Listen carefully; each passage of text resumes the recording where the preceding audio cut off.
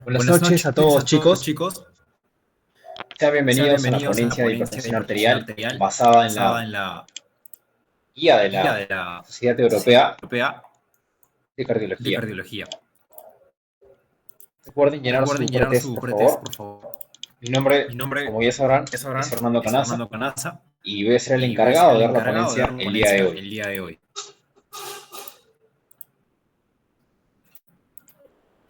Les doy un momento para que llenen su pretest mientras yo aprovecho para compartir mi pantalla, ¿sí?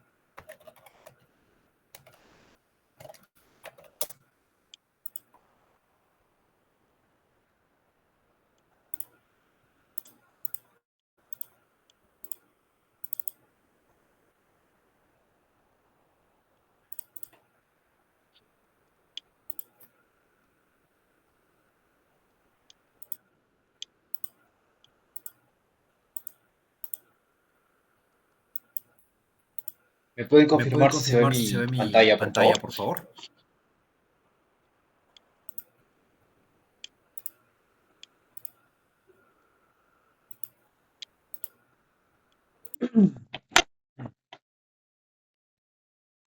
Ok, ok, Ok, perfecto. perfecto. Bueno, Bueno, a los a los que que recién están recién están llegando, llegando, chicos, chicos, nada más nada más decirle decirle que, que, por por favor, favor, llenen llenen su su pretest. pretest. Y ante Y ante todo, todo, buenas buenas noches, noches, chicos. chicos. Vamos a Vamos a empezar como empezar debe de como ser. debe de ser. Ante Ante todo, todo, feliz Semana feliz Santa. Semana Santa. Espero que estén Espero que pasando un estén muy pasando buen un fin muy de buen fin de semana semana y muchas y gracias muchas por haberse gracias por unido haberse para esta unido para ponencia esta de ponencia de hipertensión hipertensión arterial. arterial. Mi nombre Mi es nombre es Fernando Fidel Fernando Canaza Fidel Canaza Burgos. Burgos. Soy un alumno de Soy un octavo alumno de semestre octavo de la semestre de Universidad la Ricardo Universidad Palma. Ricardo Palma. Actualmente soy el Actualmente soy el fiscal fiscal en en CPA SCOMI CPA en todo SCOMI en todo 2025 2025 y el día de y el hoy día de hoy para el para proyecto el hermano proyecto mayor de hermano mayor Medicina de Interna Medicina 1 Interna 1 para este para segmento este de segmento cardiología de que está cardiología que próximo está a próximo a terminar. terminar. He querido He traer querido una de traer las una clases de las más clases más importantes, importantes, tal vez de todo el tal vez de segmento todo de el segmento de cardiología, cardiología, que es que es hipertensión hipertensión arterial. arterial. Y, Y, ¿por qué no? ¿por qué no? También, También, por si no lo por si no saben, lo este es el saben, tema este es más el tema más preguntado preguntado en en la parte de la parte de cardiología en los cardiología en exámenes los de exámenes de residentado. Así residentado. que Así que nunca está de nunca está más de más saber saber bien los bien criterios los a criterios a seguir. seguir. Recordemos Recordemos que que acá en acá en Perú Perú solemos seguir solemos más la seguir guía más la guía europea de europea de cardiología, cardiología, solemos seguir solemos más seguir estos más estos patrones, patrones. así que Así que vamos a darle una vamos a buena darle una buena revisada revisada y y espero que espero lo que lo disfruten. disfruten. Así que sin Así que sin dilación, dilación, vamos a vamos a continuar. continuar. Agradecería mucho, chicos, si de vez en cuando spamean el pretest para los nuevos que entran. Ya saben cómo es eso, chicos, deben llenar sus pretest para que tengan sus 5 puntitos ahí para que se vayan de intercambio a Egipto, a Turquía. Creo que hay varios países ahí para hacer intercambio. Saben que deben llenar su pretest. Así que ya para no interrumpirnos la clase, ahora sí, vamos a comenzar.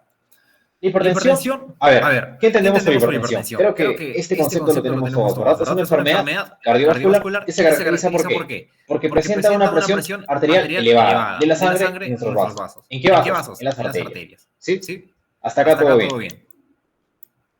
Se estima que afecta al 20% de la población mundial, pero esto puede variar entre cada país. Por ejemplo, en Estados Unidos es el 30 hasta el 40%, se dice. Mientras que en los países de menores ingresos suele ser menor. ¿Por qué? Porque hay menores tasas de sobrepeso. Mayormente afecta a personas de ascendencia africana y es menor en personas de ascendencia asiática.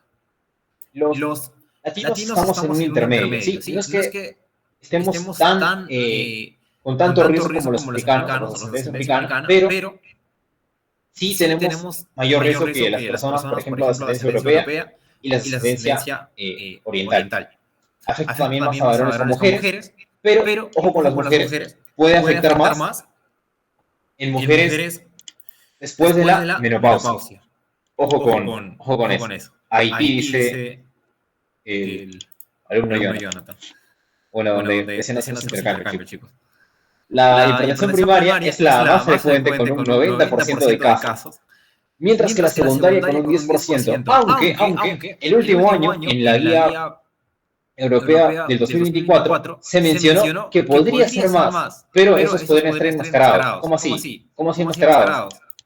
Podría ser que dentro de esta máscara de hipertensión primaria, que generalmente decimos es idiopática, ¿no? Porque descubrimos hipertensión y decimos al paciente, ok, pues es hipertenso, debe tomar tal medicación y listo, ¿no? Pero se cree que más del 10% de las hipertensiones podrían ser no necesariamente idiopáticas, sino secundarias. Así que vamos a continuar. Tenemos unos factores de riesgo que recuerden que pueden ser genéticos, como la dieta, el mismo ambiente, por ejemplo. Se reconoce que tanto para la obesidad como para la hipertensión es un ambiente riesgoso el estar en un país de tercer mundo. ¿Por qué? Porque como no tenemos nuestra población, nosotros no tenemos tanto conocimiento de cómo alimentarnos correctamente, entonces tendemos a seguir dietas que tienen más abundancia en carbohidratos. Sí, demasiado carbohidratos. Por ejemplo, acá en Perú es muy común que vemos el arroz. En otros países, por ejemplo, que sí son desarrollados, como Estados Unidos, más es las grasas, sí, y los azúcares. Los económicos, como les mencioné, a veces no da el dinero para comprar alimentos con mayor índice nutricional, como por ejemplo las proteínas, y tendemos a decantarnos por lo más barato. Los vasculares también y hormonales. La hipertensión arterial es una enfermedad que tiene un montón de factores, por ende podemos decir que es polifactorial. A la larga va a causar dilatación del ventrículo izquierdo, por lo que estamos hablando de una falla cardíaca. Hipertensión arterial glomerular, o sea que habrá daño renal. Demencia, ojos, no se habla mucho de esto, pero la hipertensión causa demencia a largo plazo. Aterosclerosis, falla cardíaca y puede causar una ACV. Y como no, también puede causar un infarto agudo del miocardio. La hipertensión es el factor de riesgo cardiovascular más importante. Y esta es una pregunta de examen, de hecho, que pueden preguntar en el ENAM. Si es que ya no lo han preguntado, tenemos 4 factores de riesgo. 4 factores de riesgo cardiovasculares. Uno es la hipertensión, ya lo acabo de decir, y es el más importante de todos, el que más debemos ahondar en minimizarlo. ¿Alguien sabe alguno de los demás? Son 4 factores de riesgo cardiovasculares.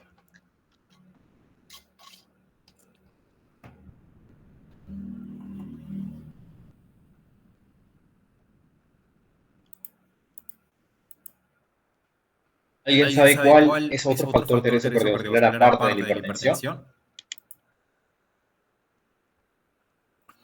Bueno, chicos, mucho ojo con esto, porque eso es muy, pero muy importante. Los cuatro factores o pilares de riesgo para las enfermedades cardiovasculares son hipertensión, diabetes, dislipidemia, o sea, colesterol alto, y por último, es el tabaquismo. Ojo, la obesidad no entra, más sí la diabetes. Así que ojo, de todos estos, por eso es importante la hipertensión. La hipertensión primaria tiene un origen multifactorial, como les mencioné. Los factores de riesgo son no modificables, como la edad, tenemos el sexo también, la historia familiar anterior de hipertensión y la etnia, ¿no? Entre los modificables están la obesidad, la diabetes, el tabaquismo, el alcoholismo, el sedentarismo, una dieta alta en sodio y baja en potasio, y el estrés. Ojo con el estrés, porque a veces hay personas que no fuman, que no toman demasiado, que tampoco es que tengan sobrepeso, pero paran estresadas todo el día, que es muy común en nuestros tiempos, y terminan desarrollando hipertensión. Así que mucho ojo.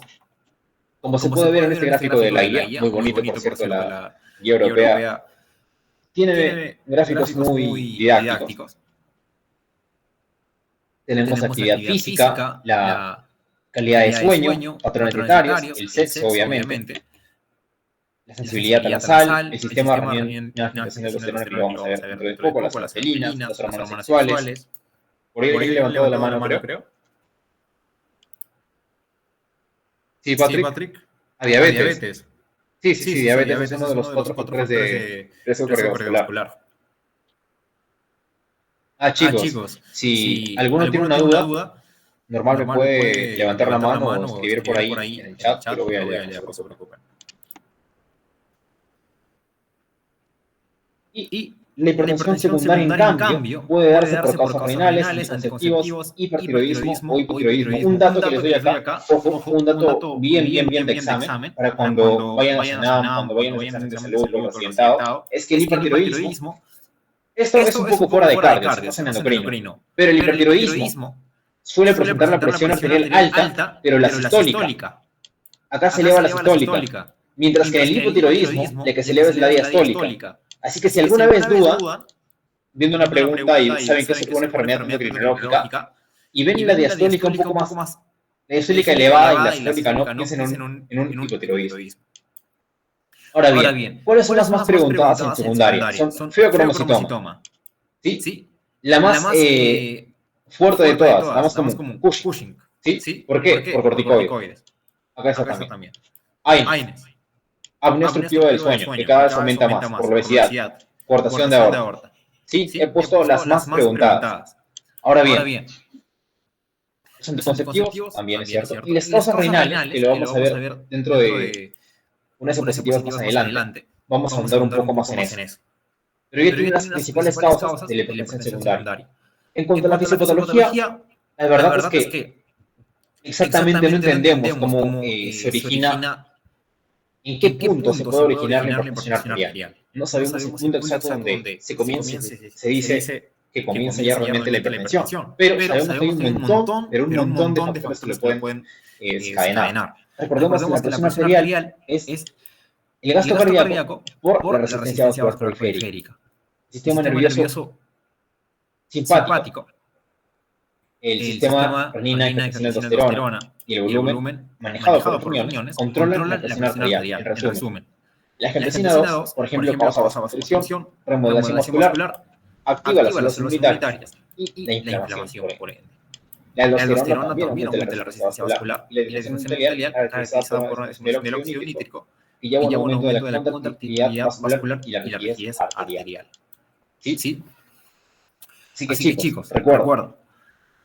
Son un montón de factores los que generan hipertensión, pero generalmente al fumar demasiado, al estar con diabetes, al tener obesidad, al estar en sedentarismo, favorecemos la vasoconstricción. Y en la vasoconstricción predominan estos compañeros de acá, la angiotensina, el aldosterona, el bajo óxido nítrico, que van a terminar activando ¿quién? Al sistema nervioso, perdón, que está mal, es el simpático. Una vez que se activa el sistema nervioso simpático, que es el sistema autónomo, empieza a empeorar las cosas. ¿Por qué? Porque este va a presionar al corazón.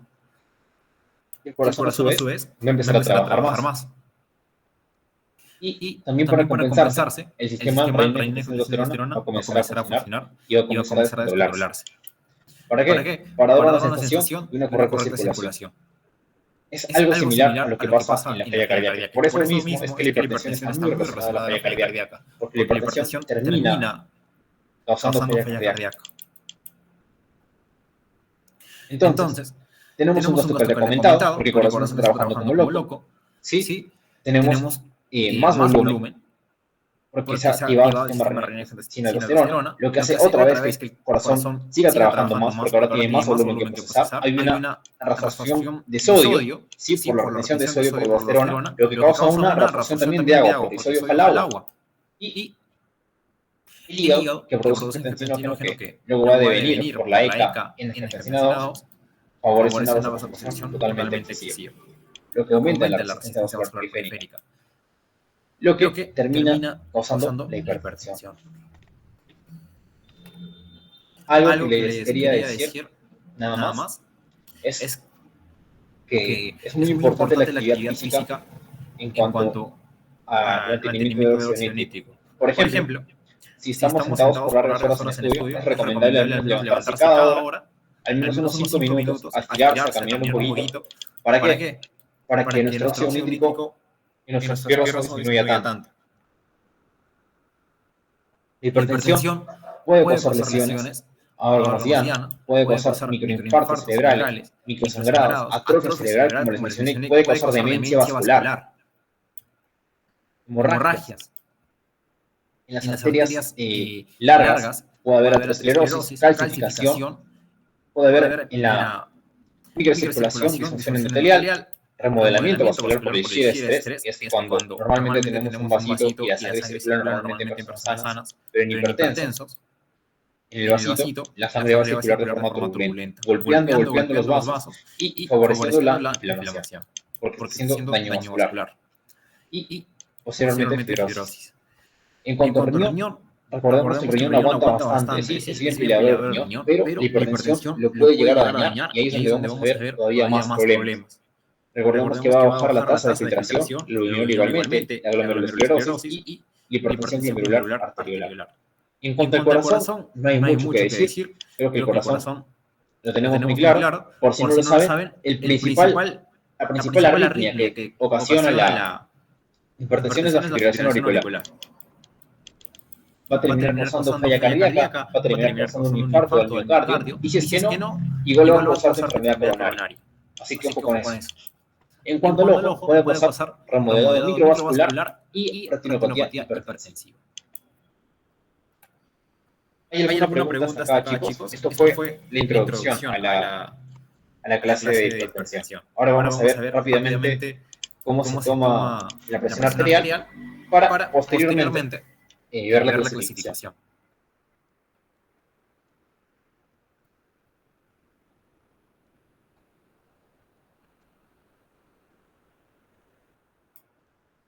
Creo que Patrick tiene la mano levantada, pero creo que ya era desde hace rato.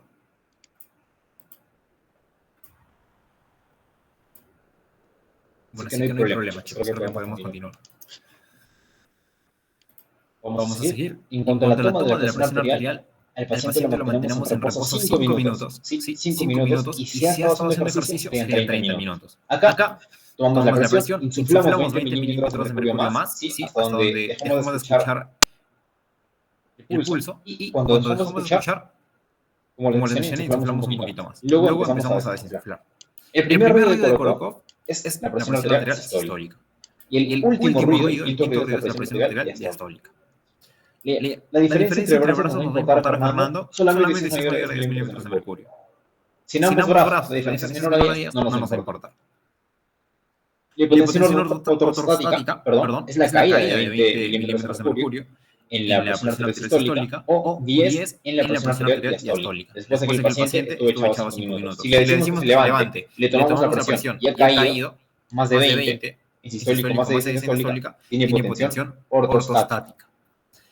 La hipertensión de bata blanca es cuando el paciente se hipertensa en el hospital. De bata blanca se llama porque Porque el paciente es hipertensa cuando ve al doctor, ¿no? Que va hablando por eso. ¿Y cuál es su contraparte? Es la hipertensión enmascarada. Porque el paciente está bien tranquilo frente al doctor, pero en su casa, en su vivienda, es donde se eleva la presión.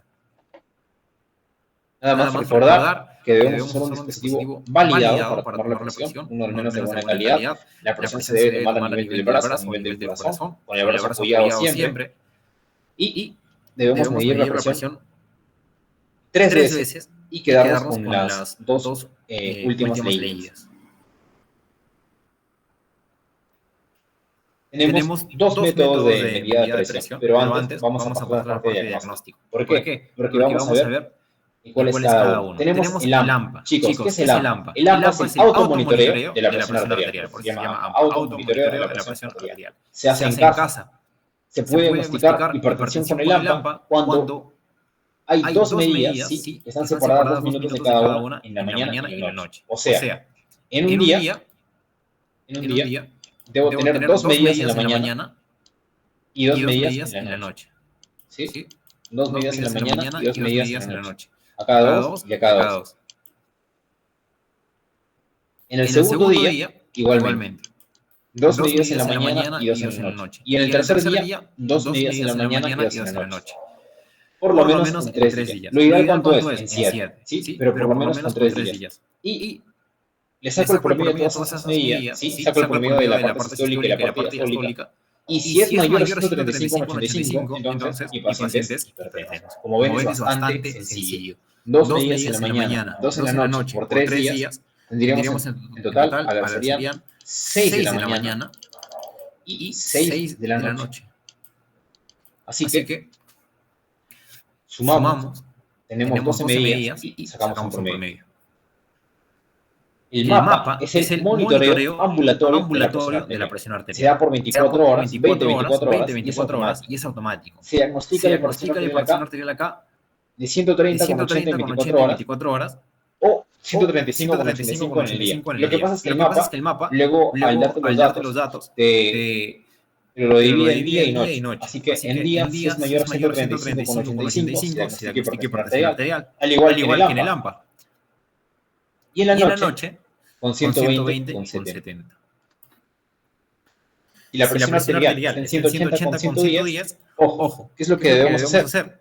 Buscar si hay una emergencia hipertensiva, ¿no? Si hay un infarto agudo del miocardio, si hay una ACV. Y ahí recién confirmamos si hay una hipertensión arterial. Si es que no, entonces debemos medicar al paciente y hacerle seguimiento, ya sea con AMPA o con un MAPA, ¿no? Para poder diagnosticar la hipertensión. Si mi paciente tiene un alto riesgo cardiovascular, vamos a confirmar si tiene hipertensión. Y si no tiene hipertensión, solo tiene la presión arterial elevada, entonces debo ver qué tanto riesgo tiene, porque si el riesgo es alto, igual le debo empezar a tratar. Ojo con eso, chicos. A veces tenemos la idea de que solamente tratamos la hipertensión al hipertenso. Y la verdad es que no. No solo se trata al hipertenso. A veces, para prevenir la enfermedad, podemos tratar al paciente que todavía no lo es. También la guía recomienda evitar decir tensión óptima, normal o normotenso, ¿no? En estos pacientes preferimos decir ¿es hipertenso o no es hipertenso? Porque el paciente a veces te dice, no, yo solo tengo la presión elevada, no, yo solo tengo la presión normal, sino que a veces se me sube, tengo picos de presión, pero no. Debemos ser tajantes en diferenciar al paciente que lo es o el que no. Y evitar usar grados en hipertensión arterial. Esto choca un poco con la guía americana y la internacional, pero la europea prefiere evitar usar grados de hipertensión. Así que tenemos acá a la guía europea, acá a la de la americana y acá a la internacional. Vamos a ver la europea. La europea, como mencioné, nos dice la presión arterial no elevada es la que tiene menor a 120 y 70. Menos de 120 con 70 es no elevada. Si fuera en un AMPA, sería menos de 120 y 70 igualmente. Y si fuera en un MAPA, igualmente, 120 y 70. Como se puede ver. La presión arterial elevada, como se le llama, tenemos la presión arterial elevada y la hipertensión arterial. La presión arterial elevada se le conoce como entre 120 y 139, 70 y 89, facilito, ¿no? Y la hipertensión arterial, 140 y 90. Esto es en el hospital, en la oficina, en la clínica. En el AMPA, como les mencioné, el AMPA es la medición en casa. Es cuando sacamos el promedio, nos da entre 120 y 134 y 184. Y cuando el promedio nos da 135, 85 para arriba, ya es hipertensión arterial. Y por último, con el mapa, cuando en el día es menor a 120,70 es normal. Cuando en el día está en 120 y 134 es elevada. Y si es mayor a 135,85 es hipertensión arterial. Voy a volver, chicos. Recuerden, el mapa es se diagnostica hipertensión arterial con 135,85 en el límite. Sí, ojo con eso.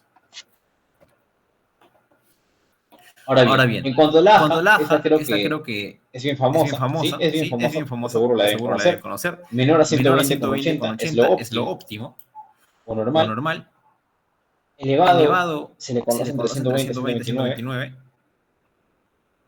Hipertensión estadio 1 es 130, a partir de 130 con 129, 89. Y desde 140 hasta 90 es estadio 2. En cuanto a la internacional, se parece más a la europea. Nos dice que normal es menos de 130 con 85. La normal alta es 130 hasta 139 y 85 hasta 89. La hipertensión grado 1 es 140 hasta 159. Y la grado 2 mayor a 160. Así que ya saben las diferencias de cada día. A ver, yo personalmente prefiero la europea. Pero algunos también pueden elegir la americana. Es totalmente normal. No hay ninguna preferencia. Debemos conocer todas las guías para poder saber de qué está hablando cada médico cuando nos menciona tiene presión elevada según tal guía, sabemos de qué habla. Vamos a pasar ahora a la valoración. ¿Con qué se va a hacer? Con el riesgo cardiovascular.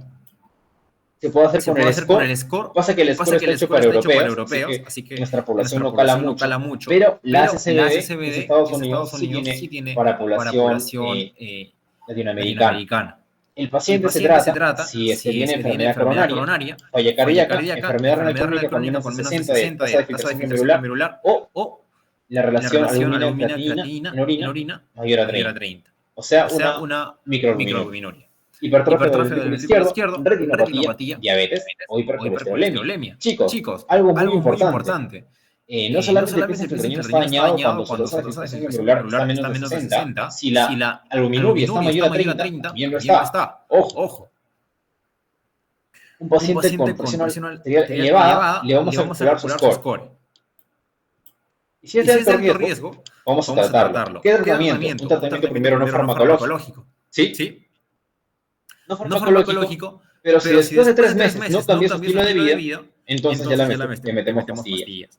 ¿Por qué? Porque la guía valora bastante que evitemos que un paciente llegue a hipertensión. Porque un paciente hipertenso significa más gasto de dinero para el Estado. Así es como son las cosas y cómo lo hacen allá. Entonces prefieren evitar que el paciente llegue a esta estadio. En Estados Unidos ya lo llevaron a otro nivel y dijeron, ¿sabes qué? A partir de 130 eres hipertenso. Y también les inician tratamiento más temprano ya. En cuanto al paciente hipertenso, le pedimos perfil glucémico, perfil lipídico, TSH, por si acaso, calcio, hematocrito, creatinina y un EKG. Secundariamente podemos pedir una ecografía, una angiotc, biomarcadores, índice cerebral, un ultrasonido, un fondo de ojo para ver retinopatía y exámenes genéticos, ¿no? Más que todo estamos buscando hipertensiones secundarias, pero por el inicial basta. Acá están los ejemplos de las guías de los test que les mencioné, el SCORE y el SCBD.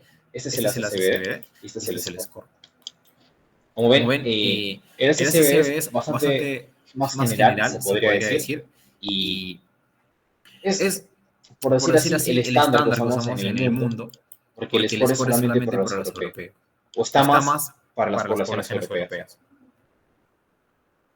Ahora bien, ya estamos llegando a la parte del tratamiento farmacológico, así que quisiera saber si alguno tiene alguna duda, quiere saber sobre algo en el diagnóstico que no le quedó claro.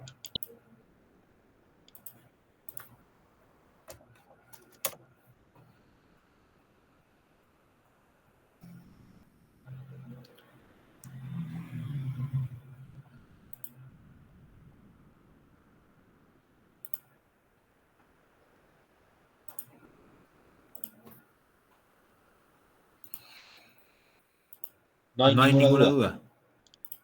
Okay. Entonces vamos a continuar.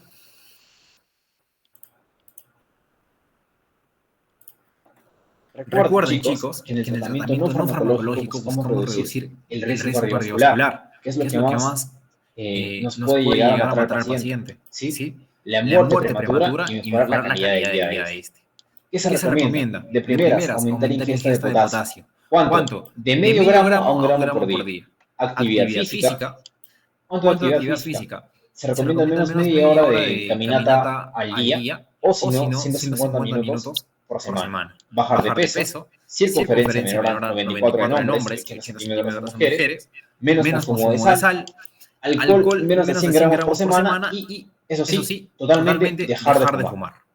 ¿Sí? Evitar el sedentarismo. Y ojo, no todo es cardio. No todo es cardio.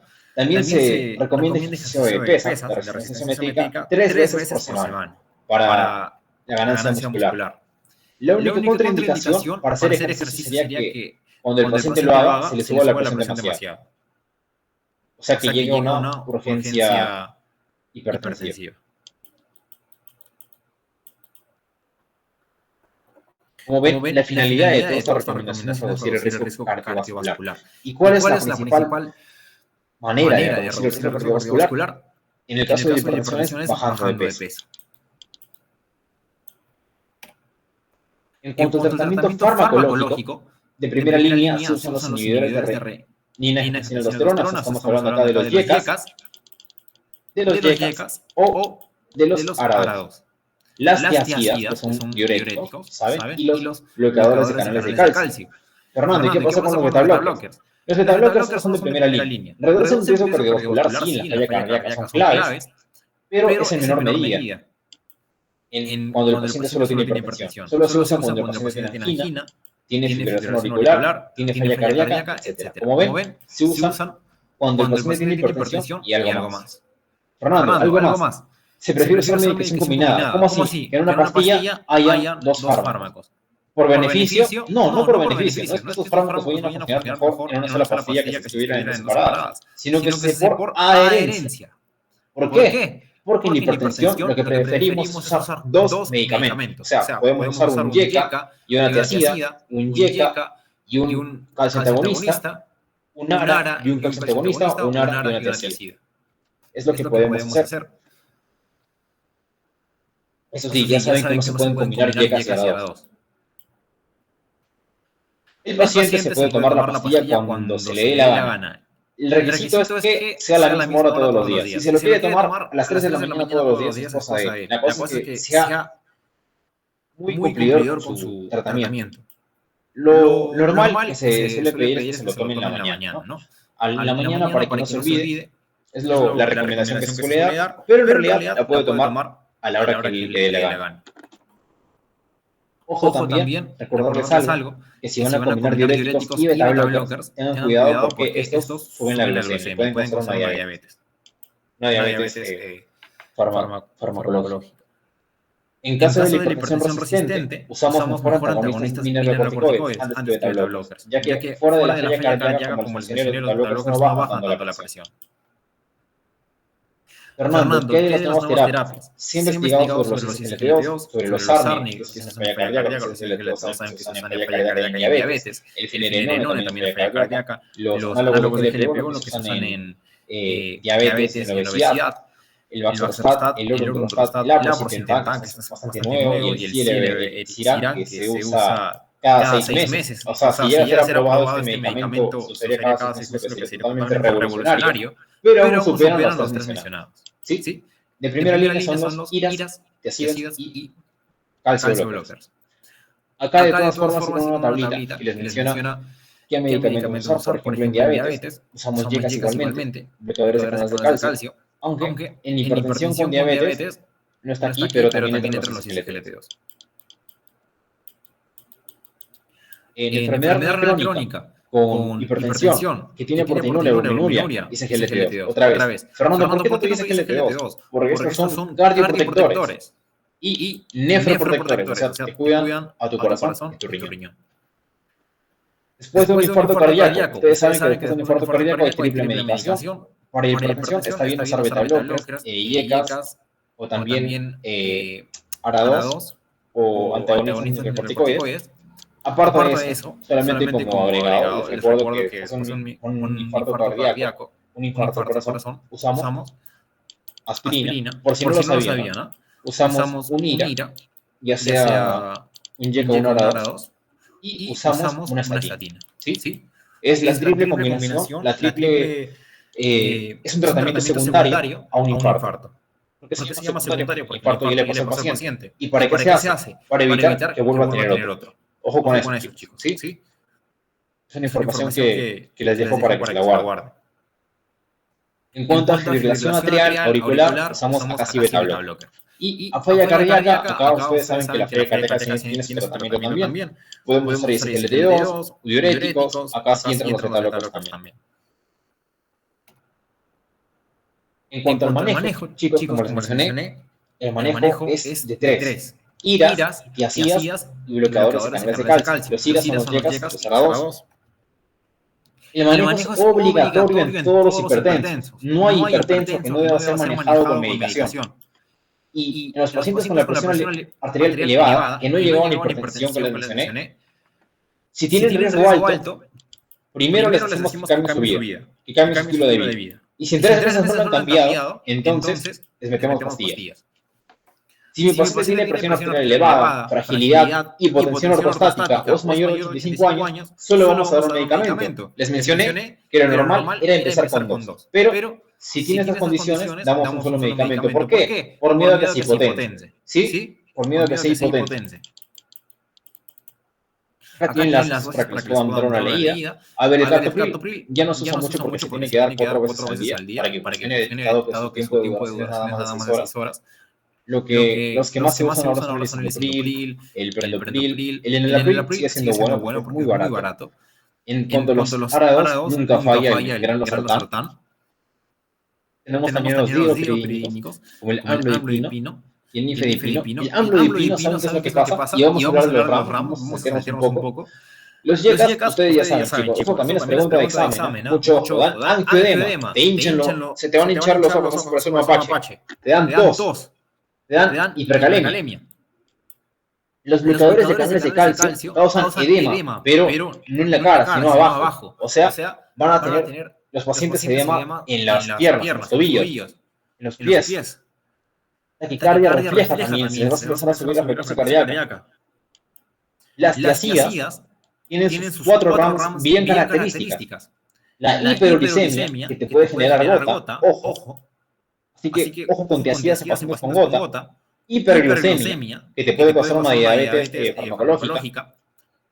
Hiperlipidemia e hipocalemia.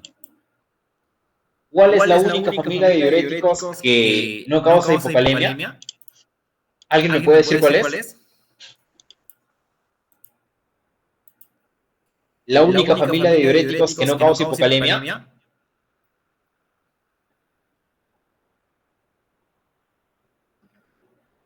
¿Alguien recuerda cuál es, chicos?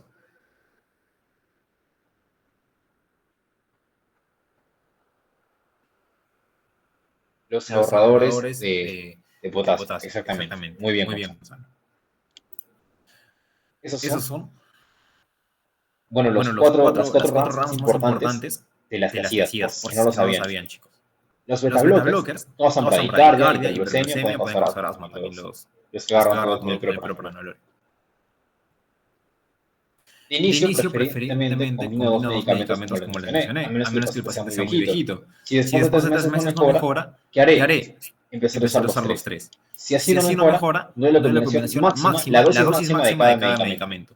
Una recomendación personal es que usen nifedipino antes de subir el amlodipino al máximo, porque el amlodipino al máximo sí puede causar varios RAMs, como les mencioné. El amlodipino al máximo puede causar taquicardia refleja y puede causar un edema de miembros superiores. Mientras que el nifedipino, con él puedes jugar un poco más, porque puedes llevarlo a 60 todavía, antes de pasar a 90.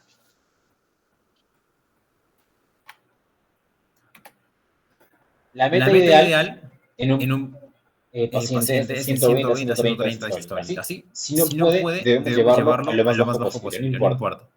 Si es que no se puede bajar tanto, con tal de que esté lo más bajo posible, es lo que nos va a favorecer y va a favorecer a él. Si el paciente tiene hipotensión ortostática, fragilidad, una baja expectativa de vida, que ya está muy mayor, como 85 años, solo bajamos hasta donde podamos, chicos. Y hay algo que tengo que incidir demasiado, porque todos tenemos familiares que ya están mayores y probablemente tengan hipertensión. Y si bien es cierto la hipertensión mal controlada, o sea que sube demasiado, no está bien tratada, la hipotensión, cuando un paciente hipertenso se le para bajando la presión por menos de 90, también está mal controlada, chicos. Si a un paciente se le baja mucho la presión, entonces eso significa que le estamos dando demasiada dosis de los medicamentos. Y debemos ahí jugar, ahí está la labor del doctor, en ver qué medicamento puede bajar un poco para que la presión no se le tire tanto al suelo. Más si es un paciente adulto mayor, en cualquier momento podría caerse. ¿De qué me sirve a mí que la presión esté controlada si mi paciente se cae, se fractura y queda cuadripléjico? Así que mucho ojo, chicos. Si el paciente ya tiene muchas comorbilidades, mejor nada más aseguremos calidad de vida. Algo que dice la guía también, el que coincide en todas las guías es el tratamiento personalizado. Así que mucho ojo con eso. A ver, esto es lo ideal, pero vamos a ir a los datos. Vamos a ir a los factos. ¿Cuál es la mejor evidencia de protección? Estemos en 120,70. ¿Sí? Si mi paciente hipertenso está en 120,70, está perfecto. De todas formas, debemos hacerlo cada 3 meses, o al menos anualmente. ¿Sí? Como se puede ver acá. En la hipertensión arterial resistente, podemos hacer denervación renal, es un procedimiento en el cual se queman los nervios del riñón para que el sistema nervioso simpático no mande tantos estímulos. Y esto se reduce, logra reducir la presión arterial como si fuese un medicamento. O sea, es como si la denervación renal fuese un fármaco más, porque en ese sentido logra bajar la presión arterial en parte. Se recomienda una hipertensión arterial secundaria que es resistente o cuando el paciente no le gusta tomar su medicación, no es mala adherencia. No hay evidencia a largo plazo de que esto siga funcionando, pero está contraindicado en tasa de filtración glomerular menos de 40. Ojo con eso. ¿Todo bien hasta acá, chicos? Ya estamos en la parte final de la clase. Les he dado ya la parte más jugosa de todo el hipertensión, que es con lo que quiero que se vayan, el tratamiento. O sea, quiero que hagan un buen tratamiento de hipertensión. Quiero que cuando vayan a hacer cuando estén en el internado, sepan cómo tratar la enfermedad, ¿no? Y no excederse con medicamentos. Dependiendo del paciente, dependiendo de sus comorbilidades, saber qué es lo que debe dar.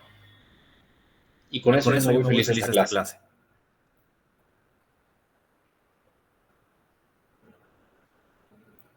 ¿Hay alguna pregunta? Si es que no hay ninguna pregunta, porque creo que no está preguntando, entonces vamos a pasar a la parte final.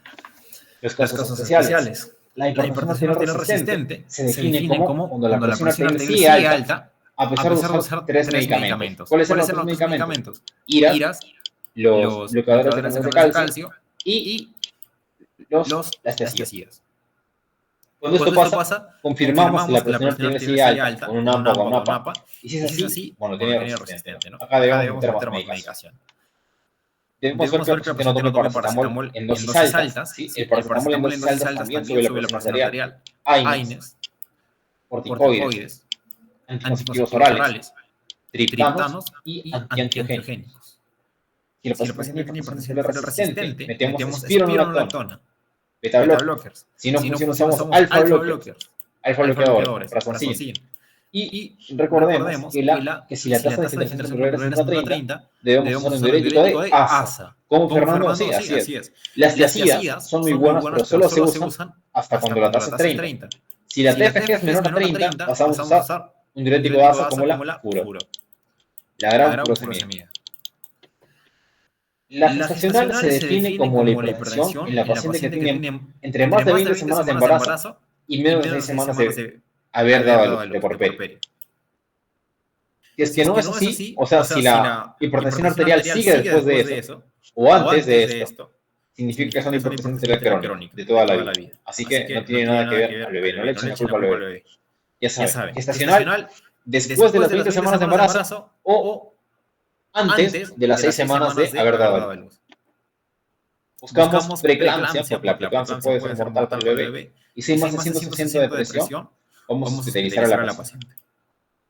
Recuerden que a las embarazadas no le podemos dar yecas ni árados porque son altamente teratogénicos. Y en pacientes con más de 85 años, buscamos que toleren la medicación nada más. Recuerden que acá la meta es lo que él aguanta, sin que se hipotense. Si tiene muchas RAMs, vamos quitando los medicamentos, quitamos fármacos con el sistema nervioso autónomo. Acá, en pacientes muy mayores, preferimos usar IRAs y bloqueadores de canales de calcio nada más. En hipertensión arterial secundaria, investigamos si hay alguna causa de hiperaldosteronismo, hipertensión arterial renovascular, síndrome de apnea obstructiva del sueño, un paraganglioma, un distiroidismo como hiper o hipo, coartación de aorta o Cushing. Ahora bien, Fernando, ¿por qué te vas a pasar a nefro? Voy a hablarles un poquito, chicos, de nefro. Nada más, es un tema que ustedes van a ver cuando lleguen a la medicina interna, pero vamos a saltar nada más porque lo considero muy necesario. La hipertensión arterial renovascular, como su nombre lo dice, es un problema en los vasos. Puede ser por aterosclerosis. Ustedes acuérdense de mí, van a ver preguntas, sí, van a ver, van a tener dos opciones, aterosclerosis o displasia fibromuscular. ¿Cómo lo van a diferenciar? Aterosclerosis si el paciente es anciano. Significa que sus arterias renales ya se han aterosclerosadas. ¿Sí? Y displasia fibromuscular si el paciente es joven. Si el paciente es joven, obviamente no ha tenido tiempo suficiente para que sus arterias se llenen de grasita. Así que esto es congénito. Y tiene migrañas también. Aneurismas consideramos displasia fibromuscular. El diagnóstico es con Doppler. Un examen para ver si es aterosclerótica o fibromuscular es con Doppler.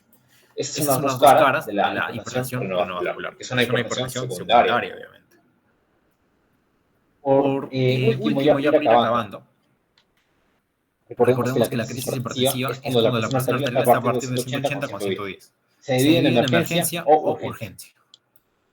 Aunque en la guía americana no te hablan de urgencia, te hablan de presión elevada sin sintomatología alguna, así si me equivoco sin nombre. La urgencia, como la seguimos llamando acá, es si no hay daño al órgano blanco, o sea, el paciente viene con síntomas de hipertensión como cefalea o como epistaxis, pero no hay ningún daño al órgano blanco. ¿Sí? Acá, ¿qué es lo que hacemos? Muchas veces los médicos entramos en pánico, pero no debe ser así. Si el paciente está con la presión de 180%, pero no tiene daño al órgano blanco, simplemente le damos su IECA y su ARA2 y le decimos que debe cumplir su medicación y esperamos que se le baje un poco la presión y ya está listo para ir a su casa. Acá no hay peligro. En la emergencia es cuando le hagamos exámenes, por ejemplo, encontremos un ST elevado o con un ST ido hacia abajo, estamos en un infarto agudo del miocardio, cuando llegue una falla cardíaca descompensada, con una ACV, con una retinopatía, con una coagulación intravascular diseminada, hemólisis o injuria renal aguda. Hacemos fondo de ojo, EKG, hemograma, prueba de embarazo, inclusive ecografía y TSH buscando la causa de la hipertensión. Podemos usar beta-blockers en infarto agudo del miocardio, fibrilación auricular. En el ACV usamos IRAs con calcio blockers o diuréticos, o sea, los tres de la hipertensión. Si es un ACV hemorrágico, debemos bajar la presión arterial rápido en 6 horas hasta 140 o 160. Pero sin bajar más de 70 milímetros de mercurio de golpe. ¿Por qué? Porque si bajamos mucho la presión, vamos a causar daño cerebral también. Y si el ACV es isquémico, acá hacemos trombólisis, ¿no? Trombólisis con el T-plasma, por ejemplo, trombectomía. Si la presión está en más de 185/110, debe estar en una presión de 84, o sea, debemos bajar.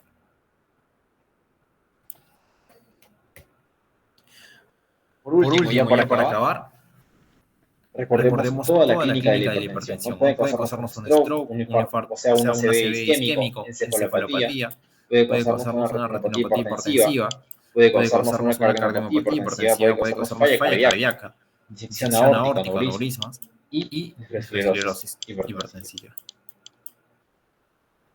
Recordemos que prevalecía más en los varones, la más frecuente es la hipertensión primaria y El criterio de diagnóstico es 140 con 90, ¿no? Para nosotros acá en Perú. 140 con 90. Así que eso sería todo por el... Esto sería todo por el día de hoy, chicos. Quisiera saber si tienen alguna pregunta, si no para poder resolver las preguntas de hipertensión que les he puesto todos acá. Si tienen alguna pregunta, me lo pueden decir.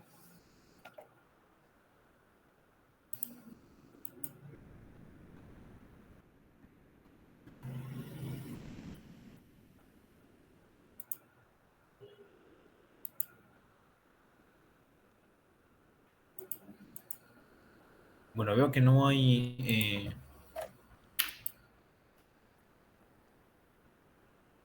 ninguna pregunta. Entonces me podrían ayudar a resolver los problemas. Vamos a ver. Tenemos acá, por ejemplo, una paciente mujer hipertensa que acude a control y se le encuentra una presión arterial de 140 con 85.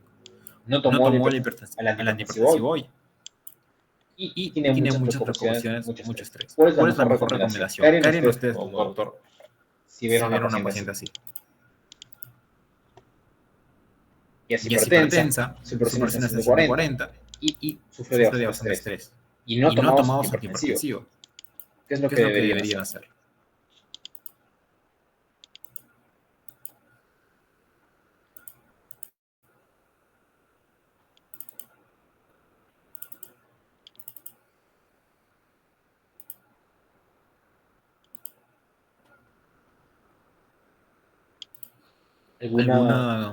¿Alguna sugerencia, chicos?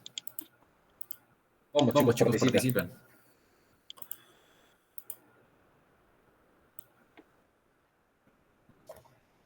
No tengan miedo de equivocarse. ¿Cuál creen que elegirían ustedes? ¿Qué es lo que harían?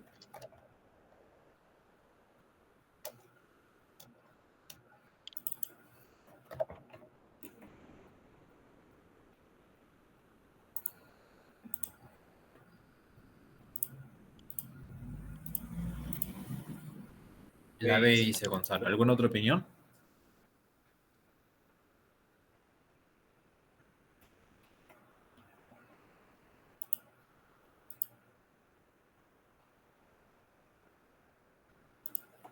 Ya. Exactamente esta B. Muy bien, Gonzalo. Lo que debes hacer acá es continuar con el mismo antihipertensivo, efectivamente, y decirle que cambie su estilo de vida. No tenemos alguna señal de que su hipertensión no está haciendo efecto. Justamente su presión está algo elevada porque no lo ha tomado. Así que debemos tener muy en cuenta eso. Le decimos que cambie su estilo de vida en lo posible para que el estrés en el trabajo ya no le afecte tanto y que siga tomando su medicación, porque es lo que debe hacer. En esta pregunta, varón de 55 años, consulta por cefalea moderada e insomnio. El examen, la presión arterial 145/95. Si le solicitó el mapa, ¿sí? El mapa era en 24 horas, no se olviden. El cual nos muestra medidas de presión normales.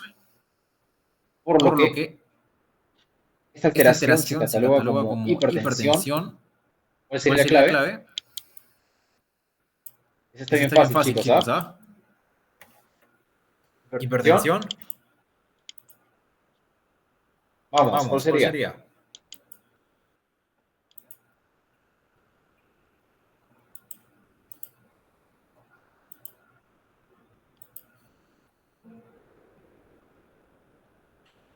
Si viene hipertenso, pero a la medida en casa no lo está, ¿es una hipertensión? De bata blanca, ok. ¿Alguna otra duda? ¿Alguna otra sugerencia?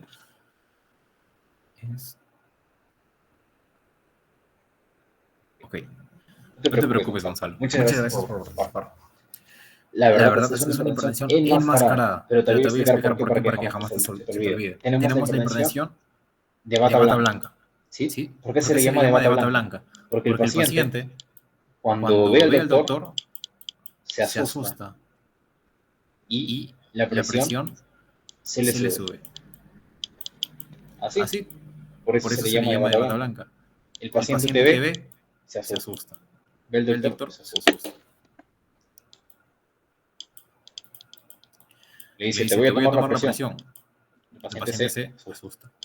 Por eso te bata blanca. ¿Por qué? Porque en su casa su trabajo está normal. Perdón, en su casa su trabajo está... sí, está normal. Y acá la presión sale alta. Y la enmascarada es cuando la presión está normal. La presión está normal en el hospital, pero en la casa está aumentada. Uy, me acabo de dar cuenta de que me he equivocado. Perdón, Gonzalo, sí está bien tu clave. Es de bata blanca. Muy bien. Efectivamente. Cuando se sube viendo el doctor, pero la casa está normal, es de bata blanca. Y eso sería todo, chicos. Muchas gracias por su atención. Nos vamos a ver en otra clase de medicina interna. El segmento que sigue sería de reumatología. Así que ahí veré qué clase puedo hacer de reumatología para traerles. Una clase que también sea útil. Así que en cuanto a mí, soy integrante de Lúpica Médica, que es una academia que enseña diferentes cursos como farmacología, como patología especial o como introducción a la clínica. Así que si les interesa el contenido, pueden checarlo en Instagram. Y en cuanto a mí personalmente, ese es mi número por si desean hacerme alguna pregunta, aparte de la clase. Y eso sería todo, chicos. Espero que les haya servido muy bien. Y si es que por aquí hay algún alumno que va a rendir su examen de cardiología el día lunes, muchos ánimos, chicos. Banquen bastante, hacen las preguntas de los últimos exámenes y denlo todo. Así que paso a enviaros el post-test. No olviden llenarlo y que tengan una buena noche, chicos. Hasta luego. Chao.